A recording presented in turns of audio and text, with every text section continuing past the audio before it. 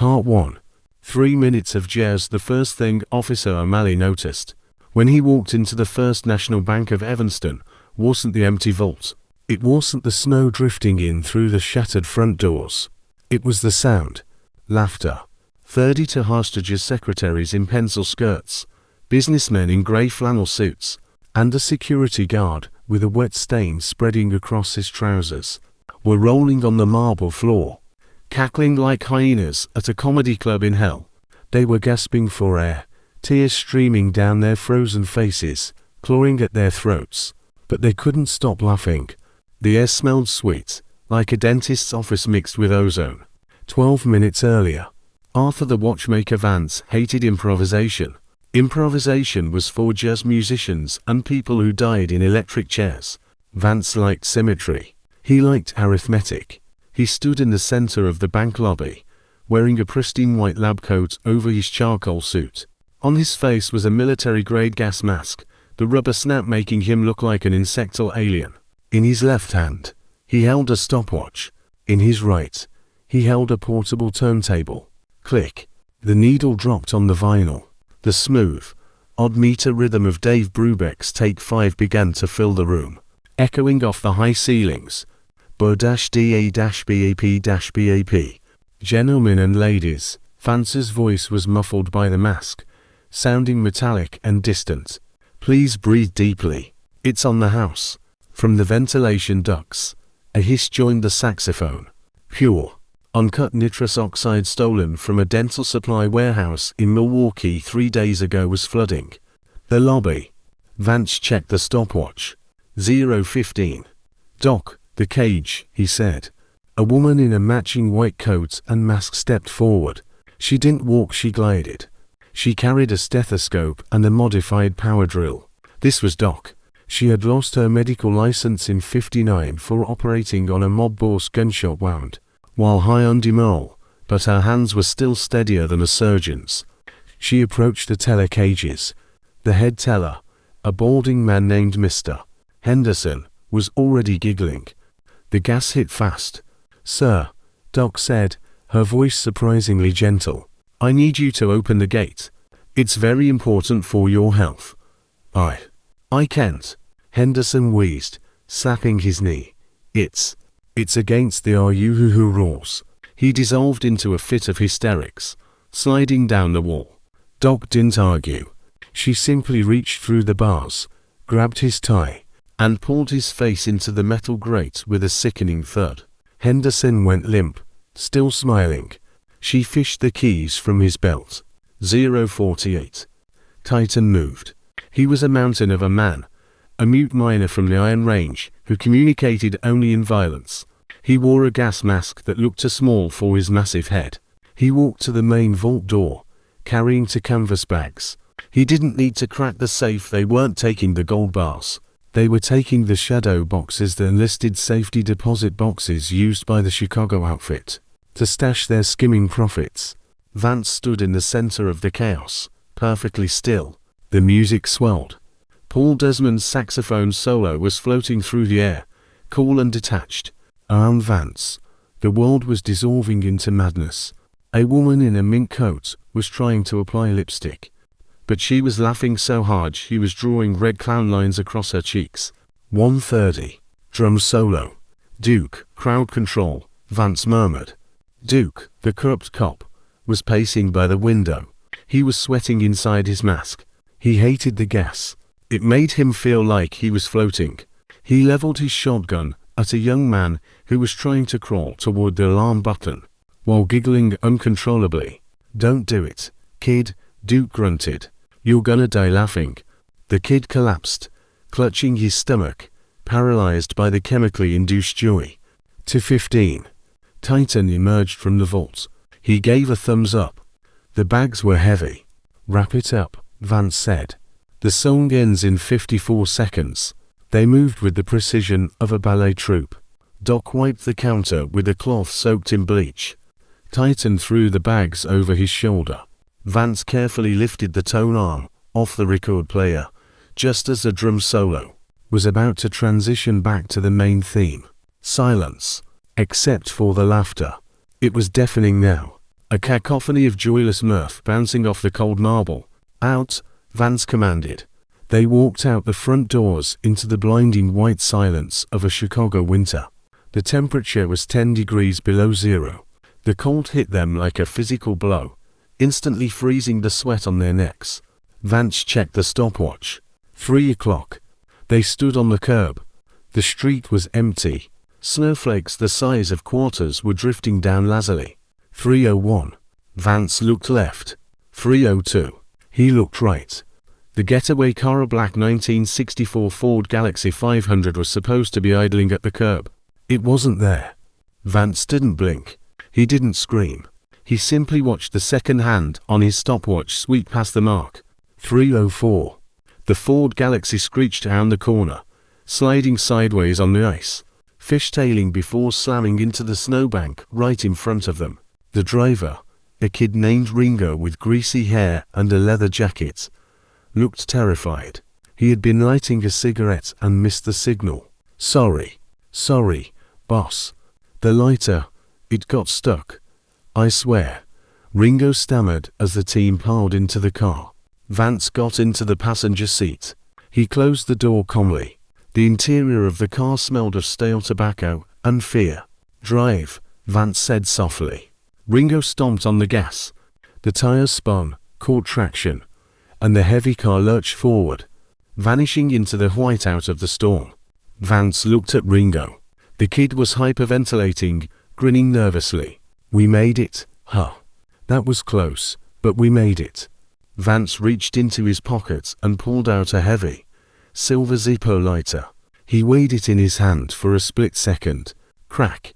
With a motion as fast as a striking cobra, Vance smashed the heavy metal lighter into the bridge of Ringo's nose. Blood sprayed across the dashboard, bright red against the black vinyl. Ringo screamed, the car swerving dangerously on the ice. "Eyes on the road," Vance whispered, wiping a speck of blood from his white lab coat. "You were 4 seconds late, Ringo. 4 seconds is the difference between a withdrawal and a life sentence. Do not let it become 5. In the back seat, Titan stared out the window at the passing snow, silent as a grave. Doc lit a cigarette, her hands shaking slightly. From the radio, the local news station crackled to life, interrupting the music. "We have reports of a disturbance at the First National Bank. Police are responding to what witnesses are describing as a party." Vance clicked his stopwatch to 0. "Next stop, North Dakota," he said. "And Ringo, if you bleed on the upholstery, I'm deducting the cleaning bill from your share." The Ford Galaxy disappeared into the white void, leaving only tire tracks and the echo of a jazz drum solo fading in the wind. Part 2. The anatomy of a crew. The Ford Galaxy 500 tore through the white darkness of Interstate 94, heading northwest.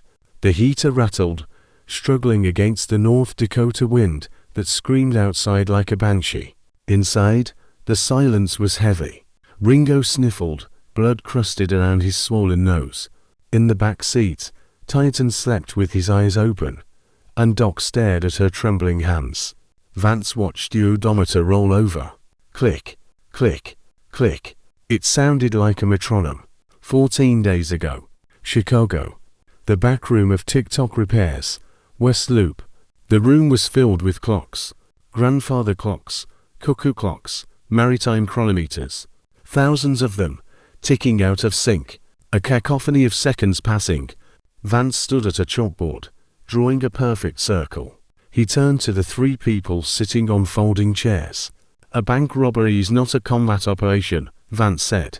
His voice was calm, cutting through the ticking. "It is a mathematical equation. The variable is chaos. The constant is time. You are not people.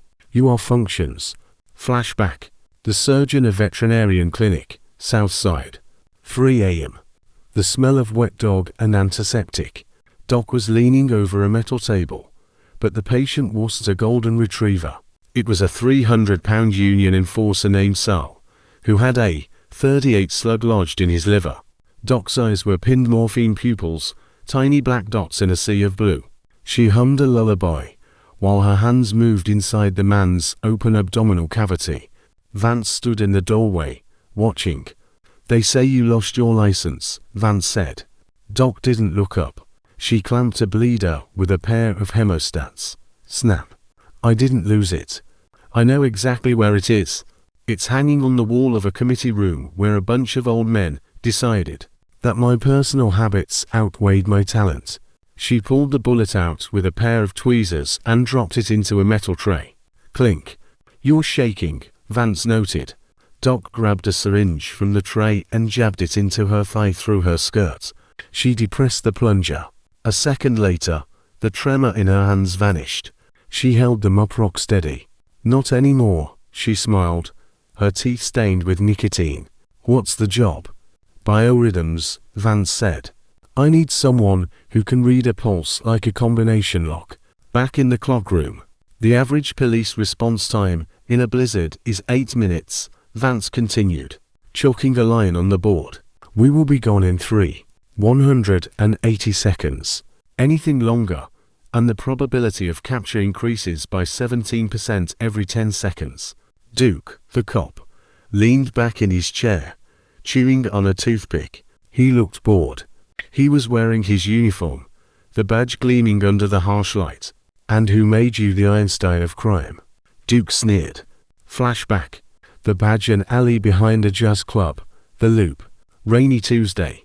Duke had a pimp pressed against the brick wall. The pimp was crying. Duke was going through the man's pockets, pulling out rolls of cash and dropping them into his own patrol cap.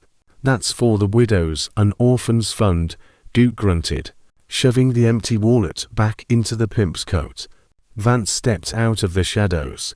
He held an umbrella, perfectly centered over his head. Officer Duke, Vance said. Gambling debts, alimony payments for 2 ex-wives, and a nasty habit of betting on horses that run like they have 3 legs. Duke spun around, hand hovering over his service revolver. Walk away, citizen, unless you want to be arrested for obstruction. Vance held out an envelope. It was thick. I don't want to obstruct you, Vance said. I want to rent you. I need a badge that opens doors, and a radio that speaks the language of the enemy. Duke took the envelope. He thumbed the edge. He didn't count it, he could weigh money just by holding it. I don't do murder, Duke said. Neither do I. Vance lied. It's inefficient. Back in the clock room. We operate in silence, Vance said. He pointed to the giant man sitting in the corner. Titan was carving a piece of wood with a knife the size of a machete. No names. You are Doc. You are Duke. He is Titan. Titan looked up. His face was a landscape of scar tissue. He opened his mouth to yawn, revealing a tongue that had been cut out years ago in a mining accident dispute. Flashback. The Muscle Iron Works foundry. Gary, Indiana. High noon. The heat was unbearable. Molten steel poured from a crucible. A chain snapped overhead. A 2-ton steel beam swung loose, plummeting toward a group of workers. Everyone scrambled, except the giant. He didn't run. He stepped forward. He caught the swinging beam. It should have crushed him. His boots cracked the concrete floor beneath him. His muscles bulged, tearing the sleeves of his flannel shirt. He groaned, a sound like tectonic plates shifting, and held the weight just long enough for the men to crawl away. Then he dropped it. The ground shook. Vance was watching from the catwalk. He checked his stopwatch. Raw talk, Vance muttered to himself. Unpolluted by intellect. He met the giant in the locker room. The man was wrapping his hands in tape. Vance placed a suitcase on the bench. I hear you like to bend things, Vance said. How would you like to bend a bank vault? Titan looked at the money, then at Vance. He nodded once. Back in the clock room. And finally, Vance said, erasing the chalkboard. The driver. The door opened. Ringo walked in, spinning a set of keys on his finger. He looked like he had just walked off the set of a Rebellion movie. Leather jacket, pompadour hair, chewing gum. I can drive anything with wheels, Ringo announced. And I'm fast. Fast is relative, Vance said. I require precision. Hey, Pops. I did the castle run-in. This isn't a movie, Ringo, Vance interrupted.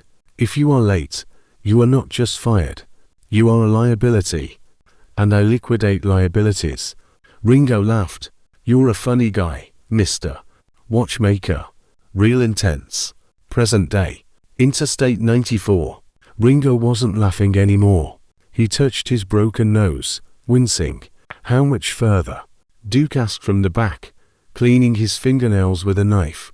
Vance looked out the window. The snow was clearing slightly, revealing the flat, frozen wasteland of North Dakota. We are entering the dead zone, Vance said. Fargo is 40 miles out. The target is a switching station for the telecommunications grid. Before we hit the bank, we have to blind the city. Doc leaned forward, her voice raspy. I'm out of medicine, Vance. I need a pharmacy. After the job, Vance said coldly. Trembling hands are a variable I have already calculated. You have 3 hours of stability left. Use them wisely. Titan shifted, the leather of the seat groaning under his weight. He looked at Vance, then pointed a massive finger at the dashboard clock. It was 11:58 p.m. 2 minutes to midnight, Vance whispered. Perfect symmetry. He pulled a file from his briefcase. It was marked Project. Deadline. Get some sleep, Vance ordered. Tomorrow, we become telephone repairmen. And God help anyone who tries to make a call. Part 3. The telephone man. Fargo, North Dakota. The next morning. Temperature. 22°F, 30°C. Wind chill. Lethal. The wind in North Dakota didn't just blow, it hunted. It sought out any exposed inch of skin and bit it off. Arthur Vance stood at the base of a utility pole 3 blocks from the Merchants and Farmers Trust. He was wearing a heavy parka with a patch that read Northern Bell Telephone Co. On the chest, he held a clipboard, looking like the most bored, bureaucratic supervisor in the Midwest. Above him, 30 feet in the air, swaying dangerously in the gale force winds, was Duke. Duke was in the bucket of a stolen cherry picker.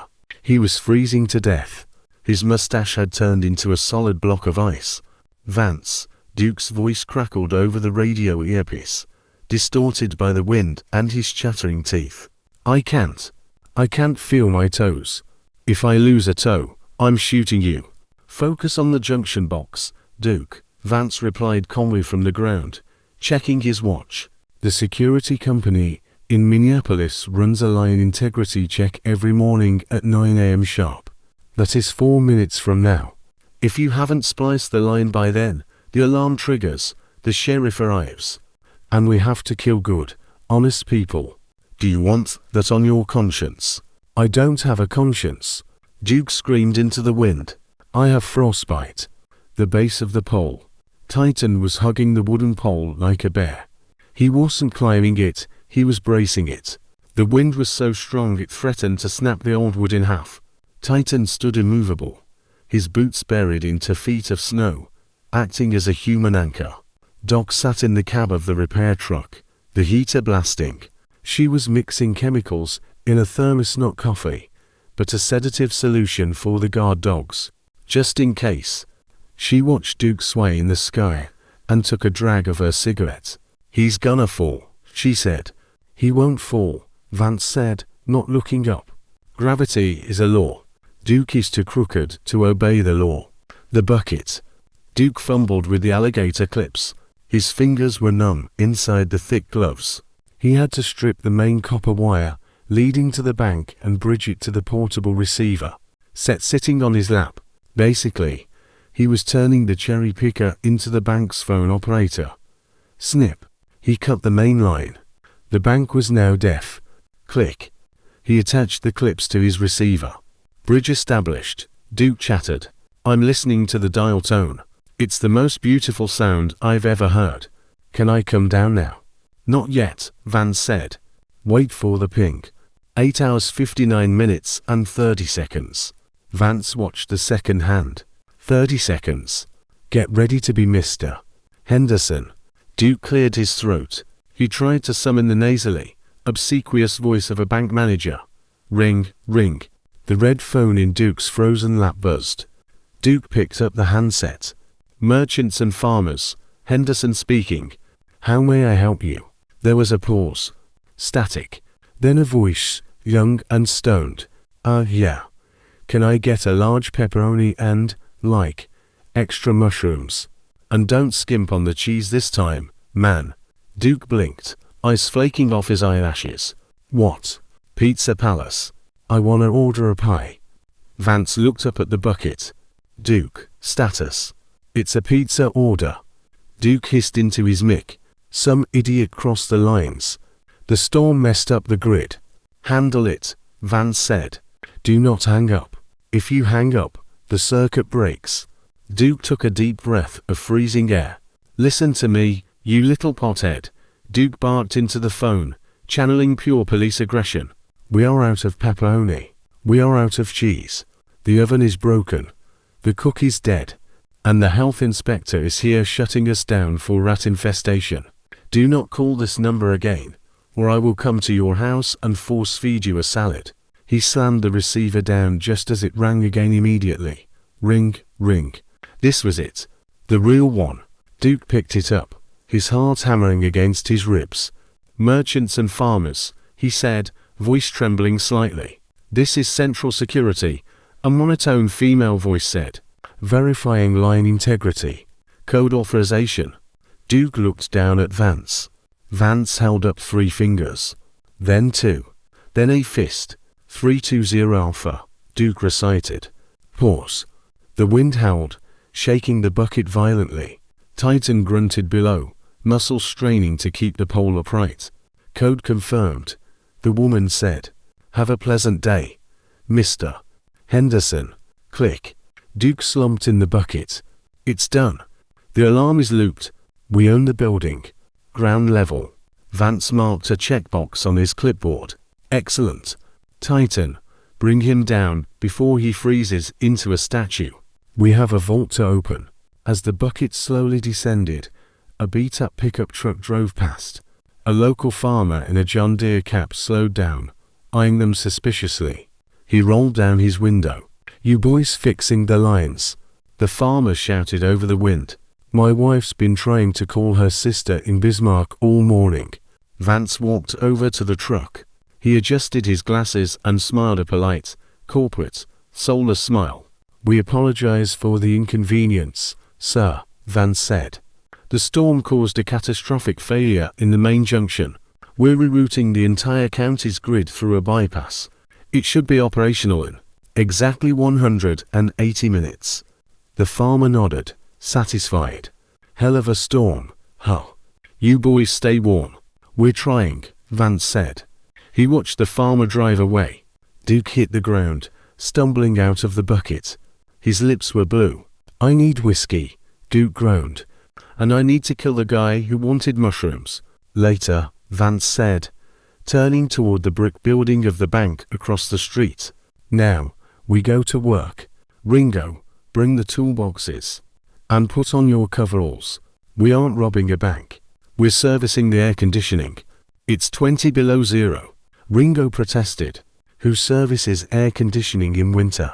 Vance stared at him until Ringo looked away. People who are thorough, Vance whispered. Let's go. Part 4. Error in the equation. Merchants and Farmers Trust. 10:14 a.m. The robbery was supposed to be a waltz.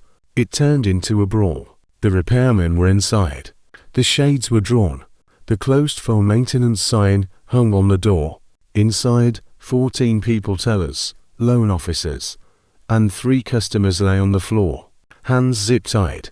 Vance stood by the vault door, watching the second hand of his stopwatch sweep past the 45-second mark. Drill, Vance said. Titan applied the diamond-tipped bit to the lock mechanism. The screech of metal on metal was the only sound in the room, piercing and rhythmic.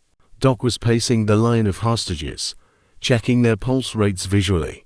She needed them calm. Panic released adrenaline. Adrenaline led to heroics. Heroics led to funerals.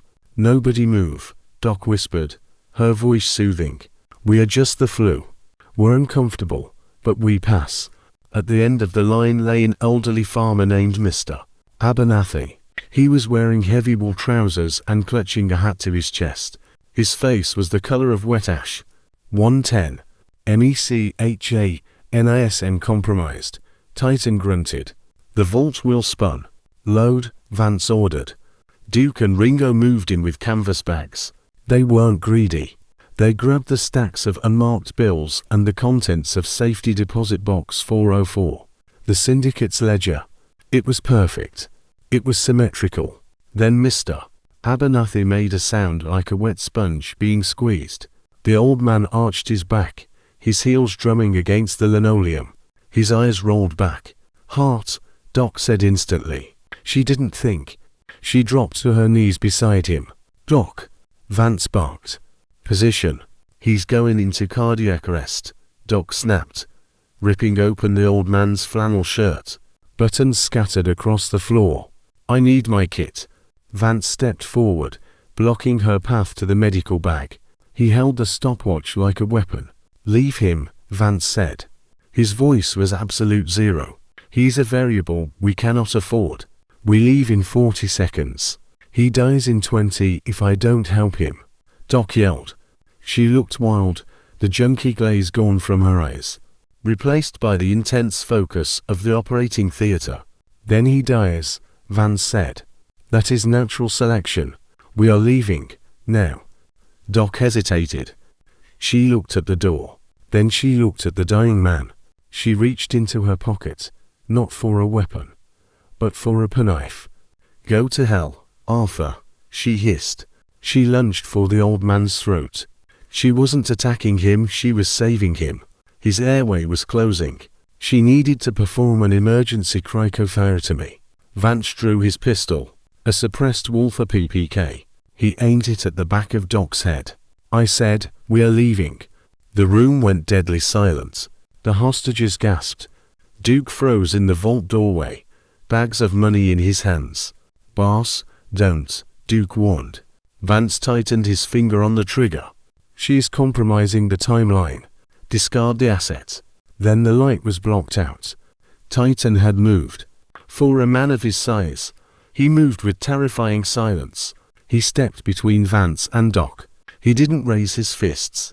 He didn't roar. He simply stood there, a wall of muscle and scar tissue blocking the line of fire. Vance looked up at the giant. Titan looked down. His eyes were dark, unreadable, and completely devoid of fear. He shook his head once. No. Vance stared at the giant. He calculated the odds. If he shot Titan, the bullet would likely ricochet off the giant's ribs, and Titan would snap Vance's neck before the casing hit the floor. 245. Fine, Vance lowered the gun. You have 15 seconds. If you are not in the truck, we leave you. Doc didn't look up. She made a precise incision in the old man's throat with the penknife, inserted the empty barrel of a ballpoint pen, and blew air into his lungs. The old man gasped. His color returned. He's stable, she panted, wiping blood on her coveralls. Time. Vance screamed. They scrambled. Duke and Ringo dragged the bags. Titan grabbed Doc by the back of her coat and hauled her out like a ragdoll. They burst out the back door into the alley where the truck was waiting. The engine roared. They peeled out onto the icy road, just as the local sheriff's cruiser turned the corner. 2 blocks away, inside the bank, on the floor next to the gasping Mr.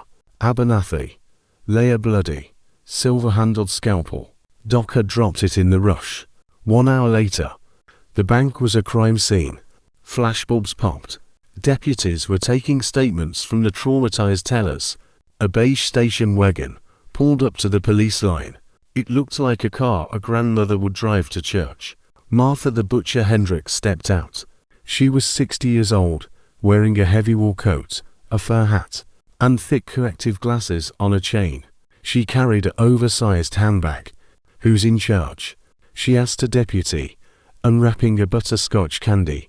Sheriff's Department, ma'am. You can't be here, the deputy said. Martha didn't look at him. She ducked under the police tape. I'm with the insurance company holding the bond on this vault. And frankly, son, you look like you haven't shaved in 3 days. It's unprofessional. She walked past him before he could object. She walked straight to where Mr. Abernathy was being loaded onto a stretcher by paramedics. Stop, she commanded. The paramedics froze. Martha peered at the old man's throat. She adjusted her glasses. Clean incision, she mumbled. Cricothyroid membrane. Vertical cut to avoid the jugular veins. Improvised airway. She looked down at the floor. She saw the silver scalpel. She picked it up with a handkerchief. It was engraved with tiny initials. Street J. H. St. Jude's Hospital. Sheriff. Martha called out. Her voice was sweet, like poison syrup. The sheriff walked over, looking annoyed. Who are you? Martha Hendrix. North American Indemnity. She held up the scalpel in the plastic bag. You're looking for a crew of bank robbers, Sheriff. But one of them isn't a thief. Yeah. Who is he? Martha popped the butterscotch into her mouth and smiled. It wasn't a nice smile. It was the smile of a predator recognizing a scent. She, Martha corrected. And she's a surgeon. A very good, very disgraced surgeon. I know this technique. I denied a malpractice claim for a woman who cut like this 5 years ago. She pulled a notepad from her purse. Find me every female surgeon struck off the medical register in Illinois and Wisconsin since 1960. She told the sheriff. I want a name by dinner. And if I don't get it? The sheriff challenged. Martha patted his cheek. Her hand felt like cold marble. Then I'll call the people who actually own the money that was in that vault, she whispered. And they don't carry badges, Sheriff. They carry chainsaws. She turned and walked back to her station wagon, the snow crunching under her sensible heels. The equation had changed. The hunters were now the hunted. Part 5. Radio silenced the Golden Griddle Diner. Route 41. Somewhere between Chicago and nowhere. 2:15 a.m. The diner smelled of burnt coffee, bacon grease, and despair. It was the kind of place where truck drivers went to forget their families, and waitresses went to forget their dreams. The crew sat in the corner booth. They looked like a bad joke. A priest Vance, in a stolen clerical collar disguise. A cop Duke, in uniform. A greaser Ringo. And a woman who looked like she'd just scrubbed blood off her hands, Doc. Titan sat on a stool at the counter because he didn't fit in the booth. He was eating a stack of pancakes the size of a manhole cover. On the table, amidst the ketchup bottles and ashtrays, sat a bulky, olive-drab metal box, and an PRC-25 military transceiver, stolen from a National Guard armory. Its long antenna was taped against the window.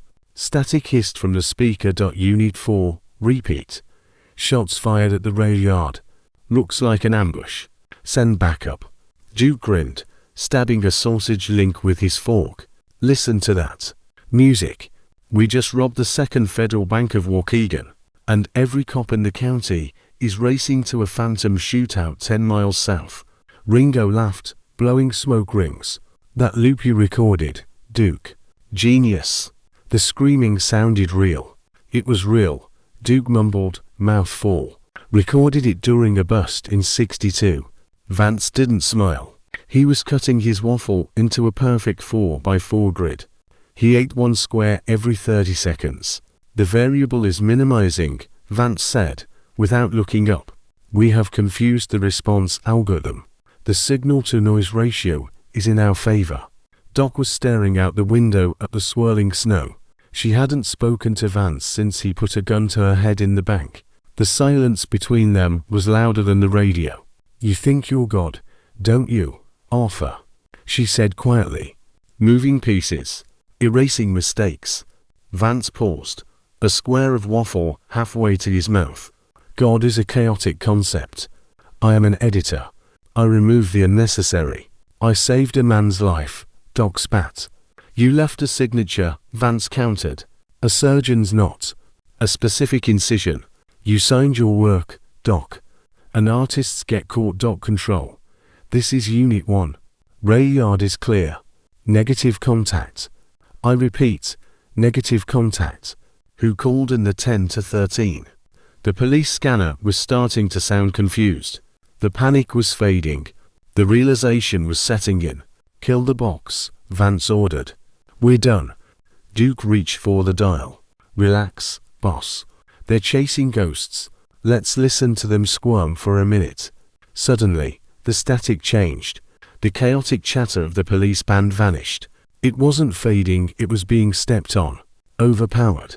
A high-pitched feedback whine pierced the air. The few other patrons in the diner covered their ears. Then, a voice cut through. Clear, calm. Like a grandmother reading a bedtime story. Testing. Testing. 1, 2. The crew froze. Duke dropped his fork. Ringo stopped chewing. Good evening, gentlemen. And lady. The voice purred. I apologize for interrupting the police band, but I find their chatter so redundant. Vance slowly placed his silverware down. His eyes narrowed behind his wire-rimmed glasses. I'm looking for a man, the voice continued. A man who likes watches. A man who thinks he can solve the world like a math problem. Duke whispered, his face pale. Who the hell is that? How is she on this frequency? This is an encrypted military channel. You made a mistake in Waukegan. Watchmaker. Martha Hendrix' voice crackled. You calculated the police response time perfectly. 8 minutes. But you forgot to calculate the wind drag on a 64 Ford with a bad alignment. You're losing 3 seconds per mile. Vance looked at Ringo. Ringo looked terrified. And DOC. Martha said. That cricothyrotomy was elegant. Truly. But you left a print on the scalpel handle. Not a fingerprint. A chemical print. Traces of Demol and dog shampoo. You've been working at a vet clinic, dear. How far the mighty have fallen. Titan turned on his stool. He stopped chewing. He stared at the radio box as if he wanted to crush it. I'm not the police, Martha said, her voice dropping an octave. The police want to arrest you. I represent the first Chicago Syndicate. We don't want arrests. We want a balance sheet correction. The lights in the diner flickered. My actuary tables suggest you are heading to Minnesota. If you hurry, you might beat the storm, but you won't beat me. I'll see you at the finish line. Tick-tock. Click. The radio went dead. Just the hiss of white noise. The diner was silent. Even the cook had stopped scraping the grill. Duke's hands were shaking so badly, he couldn't light his cigarette. She knows. She knows about the vet clinic. She knows about the car. How does she know about the car? She's not a cop, Vance said softly. He stood up, buttoning his coat. She's a hunter. He looked at his watch. She gave us data, Vance said, his brain working furiously. She said we are losing 3 seconds per mile. She's taunting us with precision. She's terrifying. Ringo squeaked. She's arrogant, Vance corrected. And arrogance is a variable I can exploit. Vance grabbed the military radio and smashed it onto the floor. Plastic and vacuum tube shattered. We are abandoning the protocol, Vance announced. No more patterns. No more jazz. No more math. What are we doing then? Doc asked, standing up. Vance looked at them. His eyes were cold. Dead sharks swimming in blue water. We're going to do the one thing a mathematician hates, Vance said. We're going to divide by 0. We're going to Minnesota. And we're going to break the world. He threw a $20 bill on the table. Titan, Vance said. We need a new car. Something that doesn't drag. Titan stood up, wiping syrup from his mouth. He looked out the window at a massive snowplow idling in the parking lot. He cracked his knuckles. Let's go, Vance said. They walked out into the night, leaving the broken radio hissing in the empty booth. The hunter had found a scent, and the walls were starting to panic. Part 6. Archive Rats Minneapolis City Hall and Records Department. Basement level B2. 3:45 a.m. The smell of history is distinct. It smells of dust, rotting cellulose, and bureaucratic neglect. The crew was 50 feet underground, directly beneath the foundation of the Sovereign Bank of Minnesota.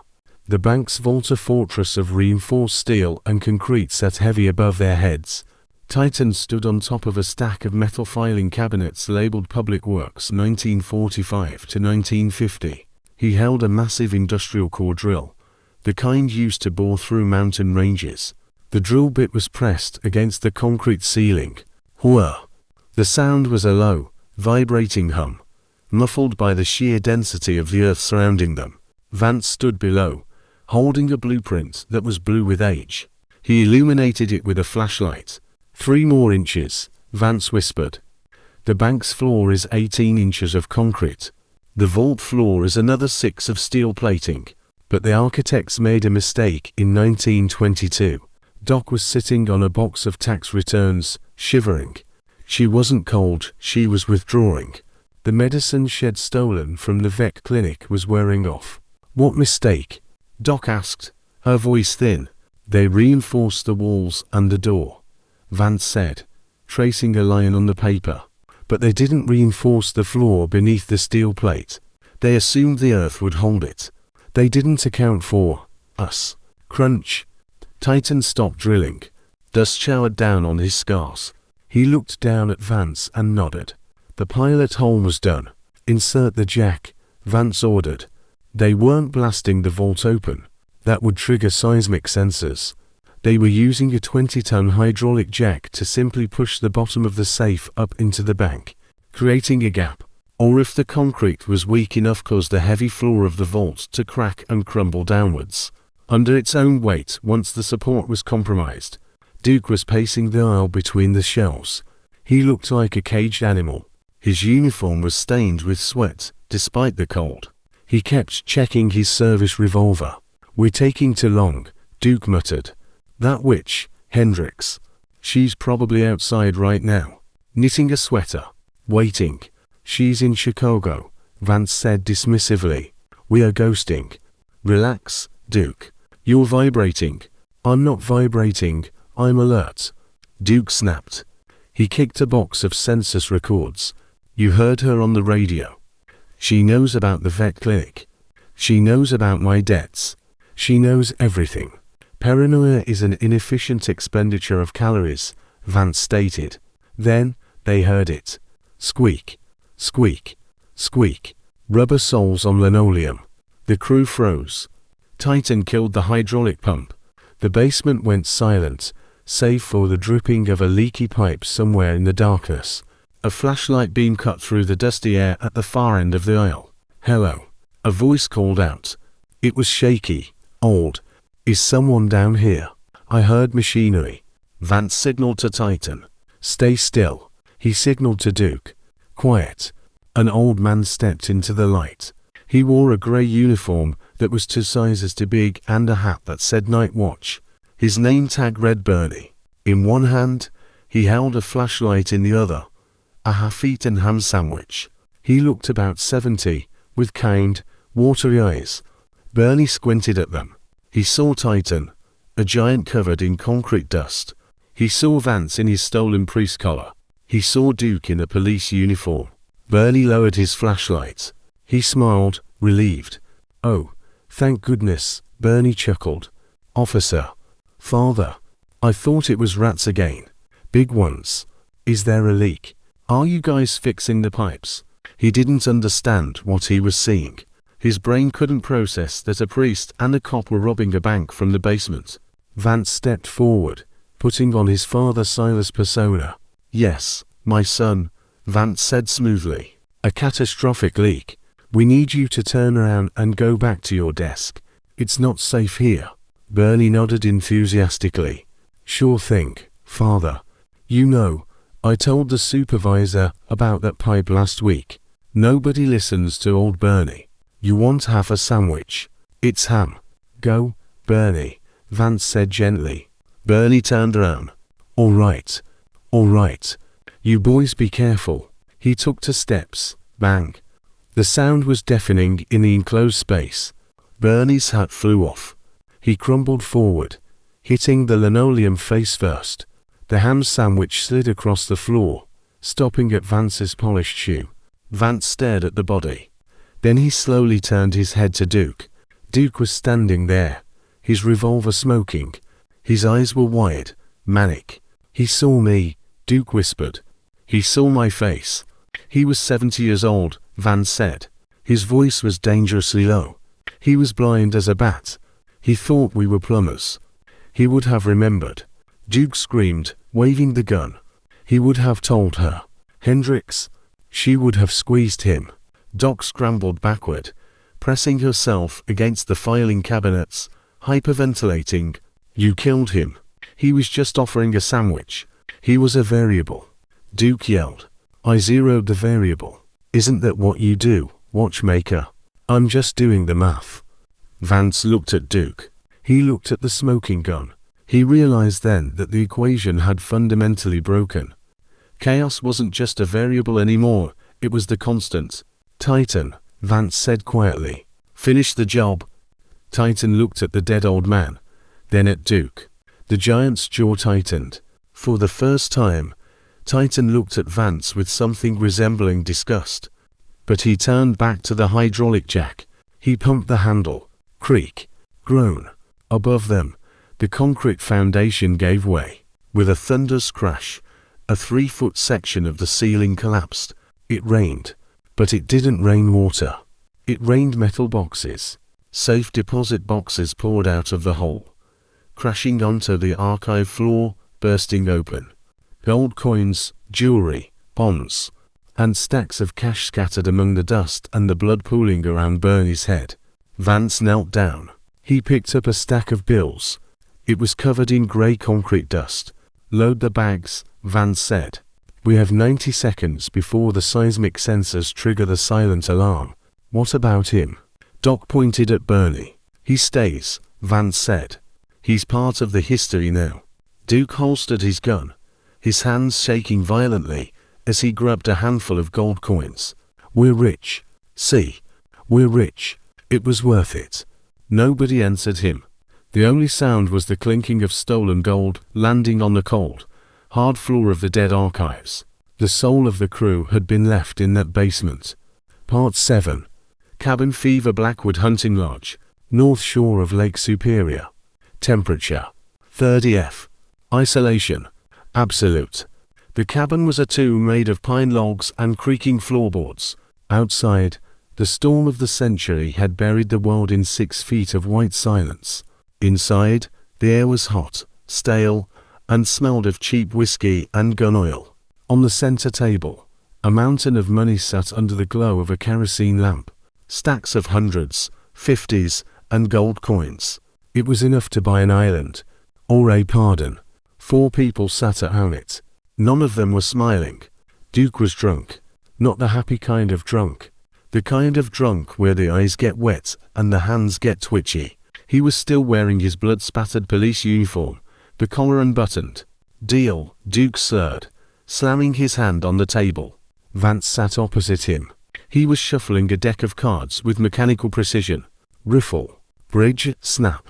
You've lost $40,000 in the last hour. Duke, Vance said calmly. You are betting with money that belongs to the group share. It's my money. Duke yelled, standing up. The chair screeched against the wood floor. I earned it. I pulled the trigger. You didn't pull the trigger, Watchmaker. You just pointed. Titan sat by the fireplace, sharpening his machete. SHHHK. SHHHK. He didn't look up, but his posture was coiled, like a panther waiting to spring. Doc was curled up on a rug near the fire, shivering. She was going through withdrawal. Cold turkey. Her skin was pale, her eyes sunken. Sit down, Duke, Doc whispered, her voice trembling. You're scaring the ghosts. Duke spun on her. Shut up, junkie. You think you're better than me, because you used a knife instead of a gun. Dead is dead. He took a swig from a bottle of rye. We can't stay here, Duke muttered, pacing the small room. She's coming. Hendrix. I can feel her. She's probably out there in the snow. She's a witch. She smells the gold. Vance stopped shuffling. He placed the deck on the table. Martha Hendrix is a 60-year-old insurance actuary, Vance said. She's not a supernatural entity. She's limited by biology and physics. The roads are impassable. We are safe until the thaw. Safe. Duke laughed, a jagged, broken sound.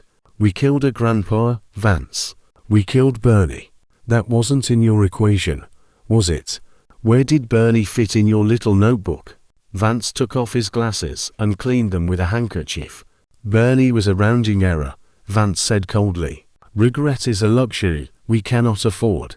Sit down. Play the hand. Or fold. Duke stared at Vance. The hatred in the room was thick enough to choke on. Duke's hand hovered near his holster. I think you're gonna kill us, Duke whispered. I think the math works better if you split this pile one way instead of four. That's it, isn't it? You're waiting for us to fall asleep. Titan stopped sharpening the knife. The silence stretched. If I wanted you dead, Duke, Vance said softly, putting his glasses back on, you would have died in the cherry picker, or the vault, or the diner. I do not waste resources. You are useful. Until you are not. And am I useful now? Duke challenged, leaning over the table, his breath reeking of alcohol. Vance looked at the cards. Then he looked at Duke's bloodshot eyes. That depends, Vance said. Are you a cop? Or are you a thief? Duke blinked. What? A thief knows when to run, Vance said. A cop knows when to rat. Duke froze. The accusation hung in the air. I ain't a rat, Duke hissed. Then prove it. Vance slid the deck across the table. Cut the deck. High card takes the pot. Low card takes the first watch tonight. Duke stared at the deck. His hand shook. He reached out and cut the cards. King of spades. Duke grinned. King. Beat that, genius. Vance didn't touch the deck. He simply stared at Duke. I don't need to, Vance said. Because you cheated. Duke's face went purple. You calling me a liar? I'm calling you clumsy, Vance pointed. You palmed the ace of hearts 3 hands ago. It's in your left sleeve. I saw the edge of it when you reached for the bottle. Duke stepped back, his hand dropping to his gun. Don't, Titan's voice rumbled. It was the first time the giant had spoken in days. His voice sounded like gravel grinding in a cement mixer. Titan stood up. He filled the room. The firelight cast his shadow across the ceiling, a monstrous shape. Sit, Titan commanded. Duke looked at the giant, then at Vance. He slowly took his hand off his gun. He sat down, defeated, shrinking into his uniform.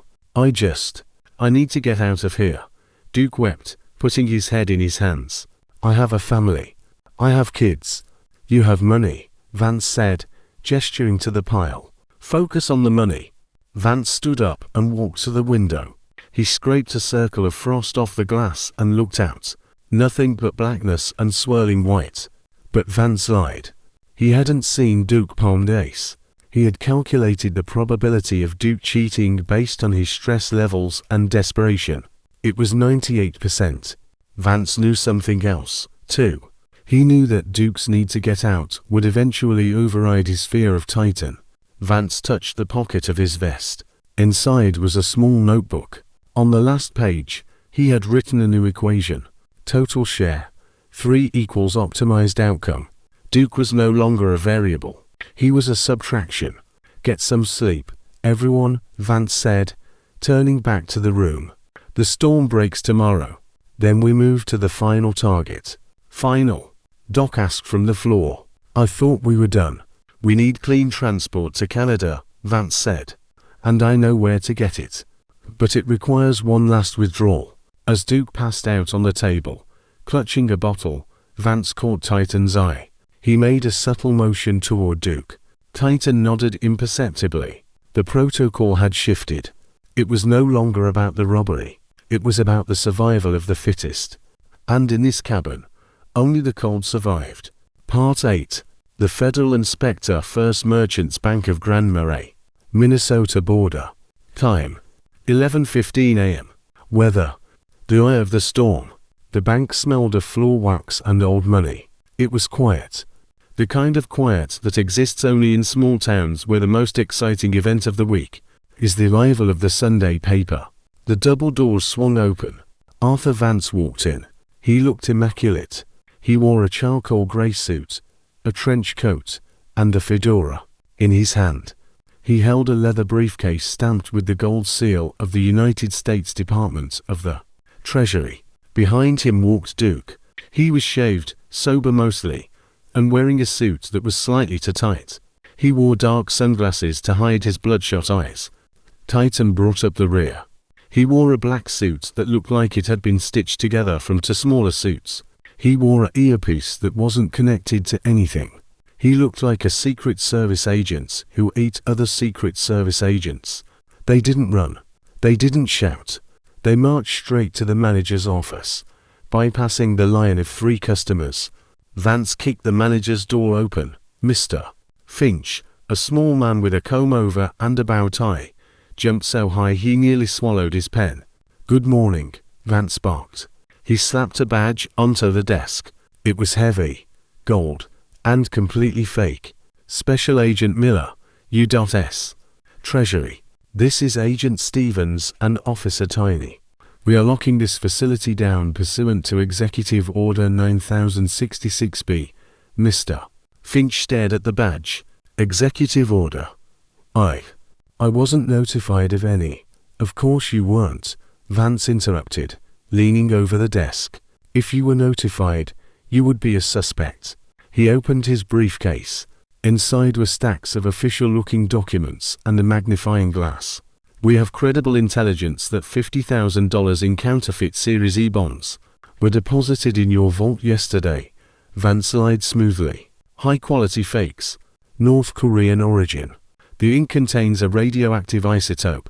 Duke stepped forward. He looked sweaty. "We need to secure the vault, Mr. Finch, before the radiation spreads to the other cache." Finch went pale. "Radioactive? In my vault? It's a national security issue," Vance said, checking his watch. "You have 30 seconds to open the main door for inspection, or I will have to arrest you for harboring enemy assets." The vault. The round steel door swung open. Finch stood by, wringing his hands. "I need to call my regional supervisor," Finch stammered. "This is highly irregular." Vance turned on him. He removed his glasses.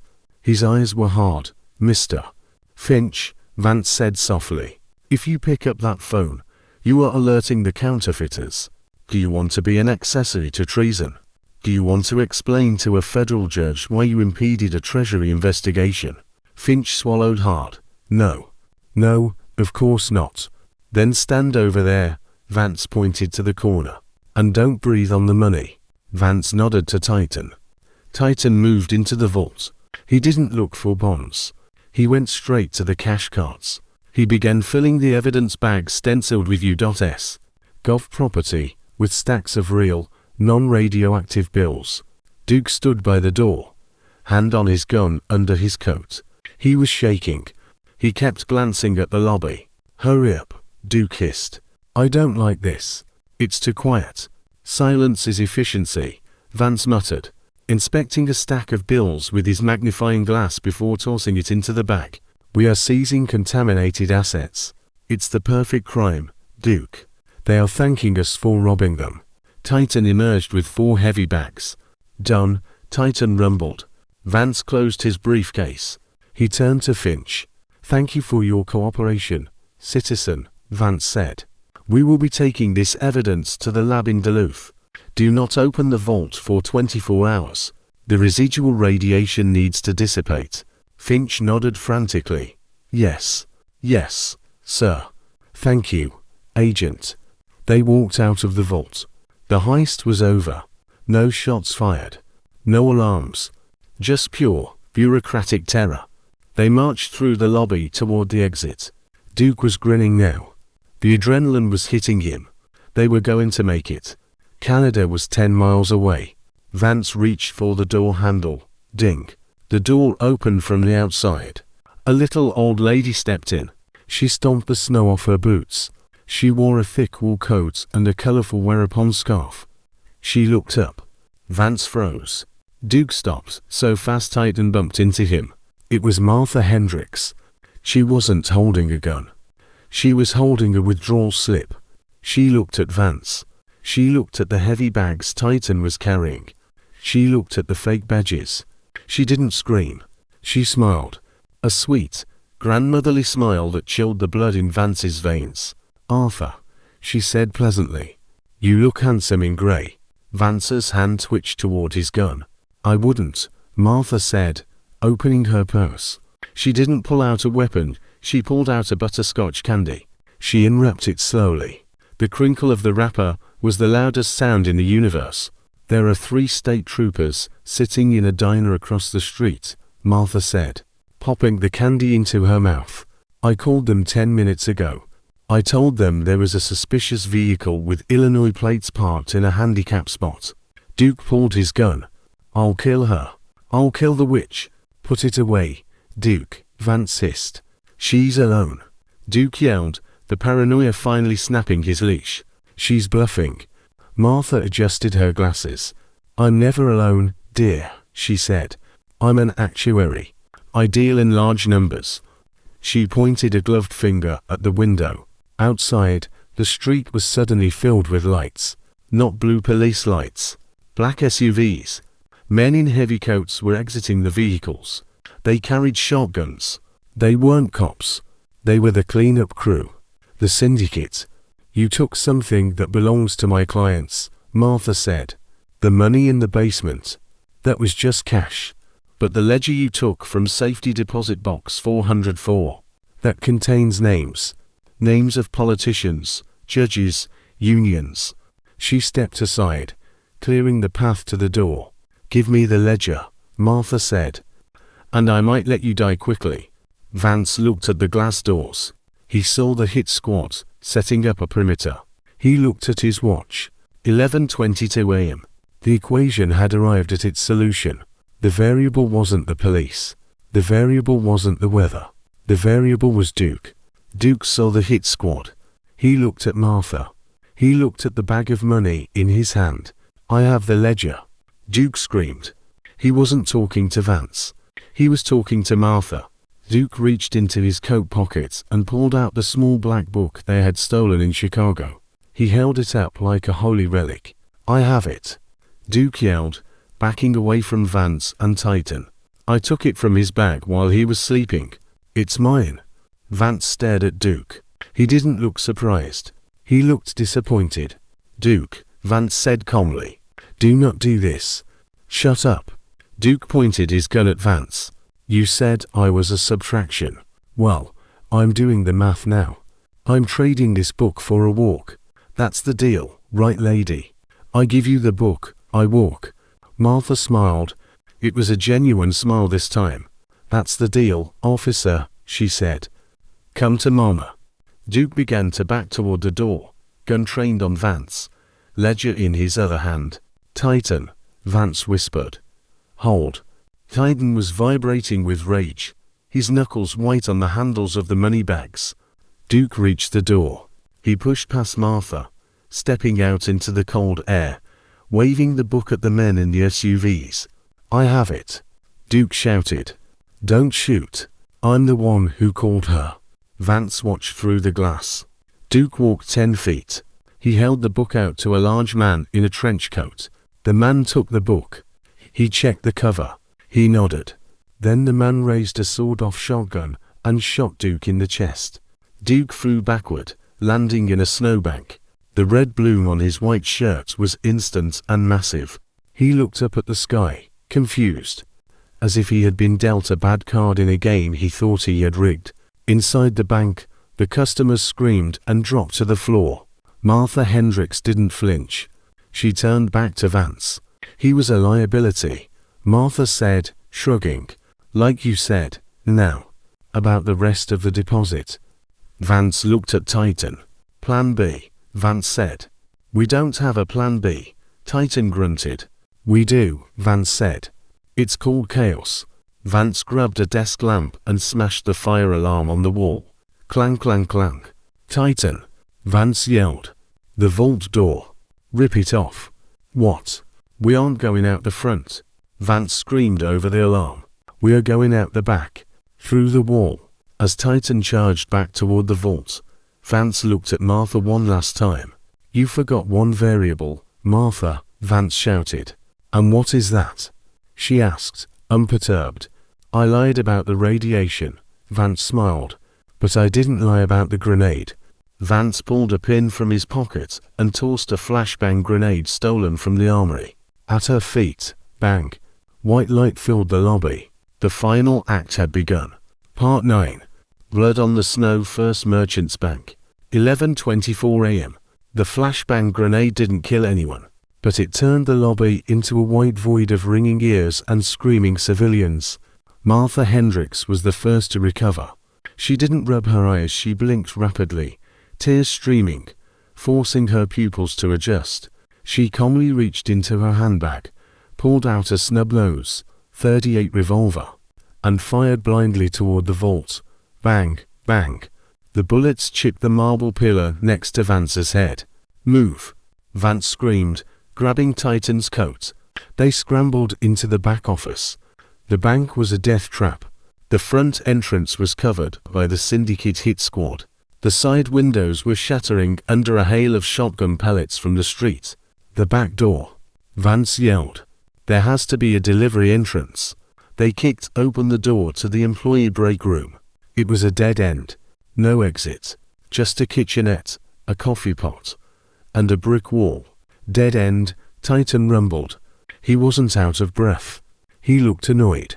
From the lobby, they heard heavy boots crunching on glass. The hit squad was moving in. We are cornered, Vance said. He checked his gun. 3 rounds left. He looked at Titan. I calculated a 12% chance of this outcome.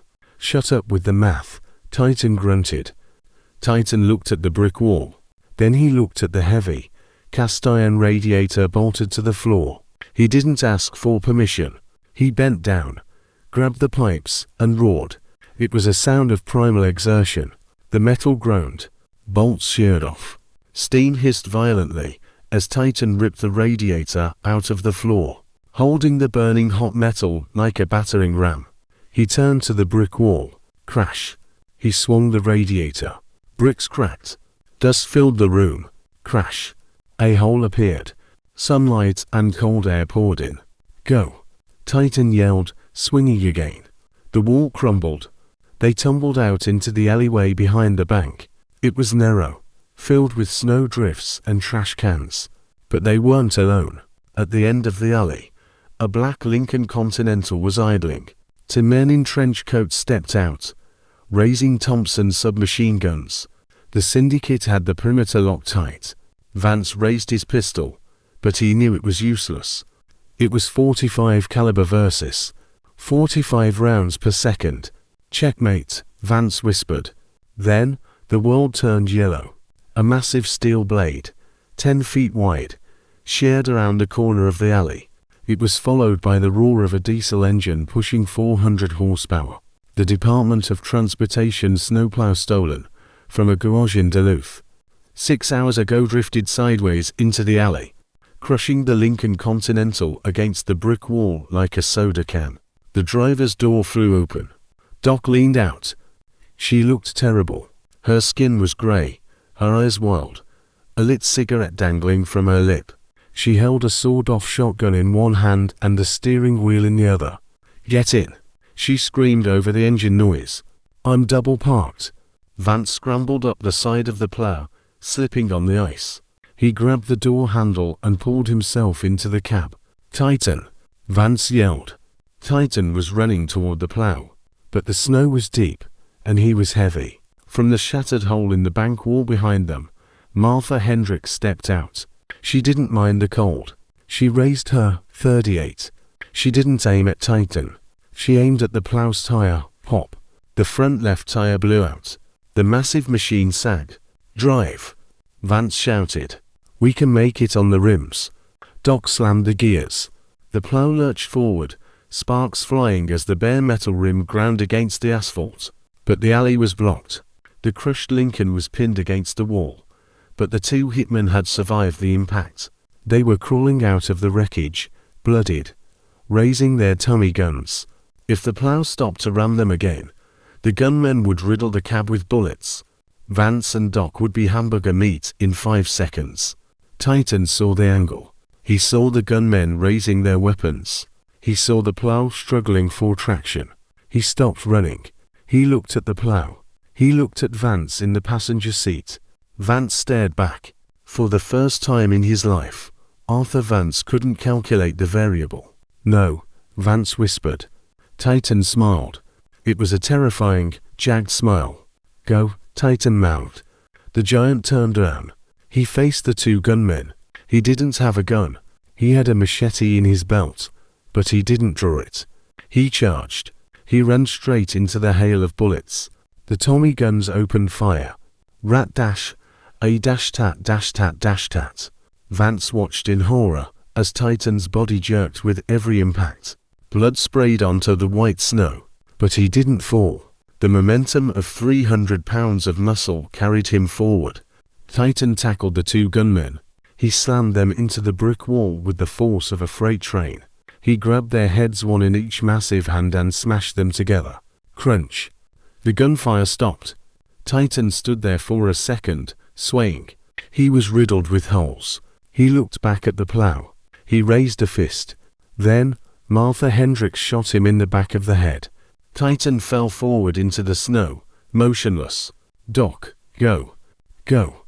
Vance screamed, grabbing the wheel. Doc stomped on the gas. The plow roared, catching traction on Titan's sacrifice. It smashed through the debris, clipped the side of the bank, and burst out onto the main road. Martha stood over Titan's body. She looked at the giant dead man, then at the retreating snowplow disappearing into the blizzard. She holstered her gun and adjusted her scarf. "Messy," she tutted. "Very messy." She walked back into the bank to make a phone call. The hunt wasn't over. It had just moved to the ice. Part 10. The final countdown. Lake Superior. The ice shelf. 2 miles offshore. 11:45 a.m. Temperature 35 F. The world was white. There was no horizon. The sky and the frozen lake had merged into a single, blinding sheet of nothingness. The stolen snowplow rattled like a dying beast. The rim of the blown-out tire carved a deep, jagged scar into the ice, throwing up a rooster tail of frozen slush. Inside the cab, the heater had died. It was freezing. Doc drove with one hand. The other was pressed against her side, where a ricocheting bullet fragment had caught her during the escape. Her white lab coat was now a map of red continents. "Engine temp is critical," Doc whispered. Her voice was dreamy, detached. "We're burning oil." Arthur Vance sat in the passenger seat. He was cleaning his glasses. He looked calm, almost bored. "Keep heading north," Vance said. "The Canadian border is 12 miles across the ice." "We won't make it," Doc said. She looked at the rearview mirror. Behind them, cutting through the mist, were 4 black SUVs. They weren't rushing. They were stalking. They stayed in formation, keeping a safe distance, herding the plow further onto the unstable ice. "They're playing with us," Doc said. "They know we're running on fumes." Vance put his glasses back on. He checked his stopwatch. 0 hours 0 minutes and 0 seconds. The time for the heist had expired 45 minutes ago.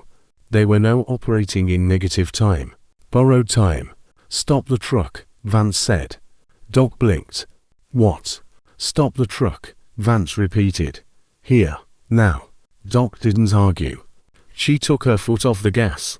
The massive plow shuddered, slid sideways for 20 feet, and ground to a halt. The silence that followed was heavy. The wind howled outside, a lonely, mournful sound. The black SUV stopped 100 yards away.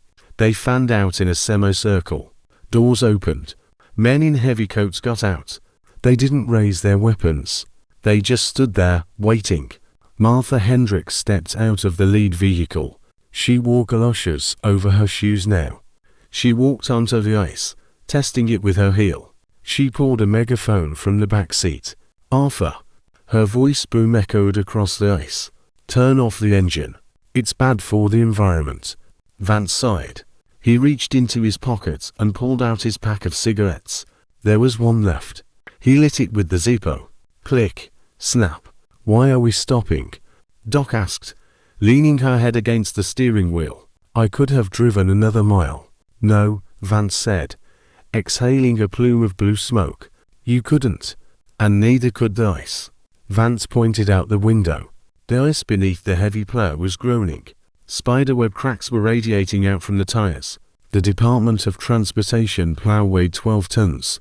The ice was thick, but not infinite. Vance opened his door and stepped out onto the running board. The wind whipped his trench coat. "Martha!" Vance shouted back. He didn't need a megaphone. The acoustics of the lake carried his voice perfectly. Martha lowered the megaphone. She smiled. She stood about 50 yards away. "The ledger is recovered," Martha called out. "Your friend Duke was very helpful before he expired. My clients are satisfied. But there is the matter of the insurance claim. And the bodies. You're a loose end, Arthur. You're a dangling variable." Vance looked at the black water seeping up through the cracks near the tires. "I'm not a variable," Vance said to himself. "I am a constant." He looked back into the cab. Doc was slumped over. She was breathing shallowly. She looked at him with glassy eyes. "What's the plan, Watchmaker?" she whispered. "Do we fight?" Vance looked at her. He thought about the vet clinic. He thought about the way she stitched up a man while high on morphine. He thought about Titan charging the guns. "No," Vance said gently. "The math doesn't support a fight. The probability of survival is 0. He reached into his coat and pulled out his wallet. He tossed it onto her lap. "My real name is Edward," he said. "I have a daughter in St. Paul. She thinks I'm a logistical consultant for a cereal company. Send her the rest of the money." "What?" Doc frowned, confused. "Arthur, what are you doing?" Vance turned back to the ice. He looked at Martha. "Martha!" Vance yelled. "Do you know the load-bearing capacity of freshwater ice at 30 degrees Fahrenheit? Martha paused. She tilted her head. "I'm an actuary, Arthur. Of course I do. It's approximately 50 tons per square yard. You're safe." "Correct," Vance smiled. "But you forgot to factor in the vibration." Vance pulled his Walther PPK. He didn't aim at Martha. He didn't aim at the SUVs. He aimed straight down, at the ice directly in front of the plow's heavy steel blade. "Checkmate," Vance whispered. He fired a bang, bang, bang. 3 shots into the stress fracture. It wasn't enough to break the ice alone, but it was the catalyst. The vibration of the shots, combined with the immense, concentrated weight of the plow on the weakened surface, tipped the equation. Crack. The sound was like a cannon shot. A fisher shot out from the plow, racing toward Martha's feet. She jumped back, losing her composure for the first time. The ice beneath the snowplow gave way. It didn't happen like in the movies. It wasn't slow. It was instant. The 12-ton machine simply dropped. The nose of the plow pitched forward, smashing through the frozen crust. Black, freezing water geysered up, swallowing the hood. "Arthur!" Doc screamed. Vance didn't jump. He stayed on the running board. He looked at Martha one last time. He raised his stopwatch and clicked the button. Stop. The plow plunged. The ice shattered. The black water rushed in. In 3 seconds, the massive yellow machine was gone, swallowed by the lake. Vance went down with it, his cigarette still burning until the water took him. The hole in the ice churned. Bubbles rose to the surface. Oil slicked the water. Then, the ice shards bobbed back into place, sealing the wound like a puzzle. Martha Hendrix stood alone on the white plain. The wind howled. She walked to the edge of the hole. She looked down into the black abyss. There was nothing. No survivors. No bodies. Just the deep, cold silence of Lake Superior. She reached into her purse and pulled out her notepad. Claim 404B. Total loss. Cause. Structural failure / operator error. Status. Closed. She snapped the book shut. "Let's go," she said to the men in the SUVs. "I have a bridge tournament in Chicago at 6. She turned and walked away, her galoshes crunching on the snow, leaving the empty lake to its secrets. Epilogue 2 weeks later. Street. Paul, Minnesota. A young woman sat at her kitchen table, opening her morning mail. She was crying. She held a thick envelope with no return address. Inside was a stack of cash, $10,000 in used bills and a silver pocket watch. The watch was broken. The glass was cracked, and the hands were frozen. Stopped exactly at 12 hours 0 minutes and 0 seconds. She turned the watch over. On the back, there was an engraving. It wasn't a name. It wasn't a date. It was a single line of text. Time is the only currency. She held the watch to her ear. It wasn't ticking. The end,